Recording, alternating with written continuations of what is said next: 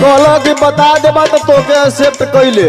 अच्छा मतलब तू प्रपोज के कैला है ना? अरे भौजी तब मन फसल है हो। अच्छा तो भौजी याद आ गई है ना? अच्छा पूछ। हरे कहवन खेला तेला लगा के कवन टान उठा के हमारी भौजी कहवन खेलवा होला बैठा के हमारी भौजी। आहिए हमर बुद्धू देवर जी यही से कहाल कि हई लुका छिपी छोड़ के तनी पढ़े लिखे में ध्यान देता तो खूब बकरी चराए में बिजी रहला। और हमके बकरी चरावे में या गावे में बड़ी मजा आवा ना भौजी। ये हमारे पढ़ाई लिखाई पर ध्यान जल्दी बताओ तो। बताओ तनी सुनो। कुश्ती खेला तेला लगा के लंगड़ी टांग उठा के हमारे देवरू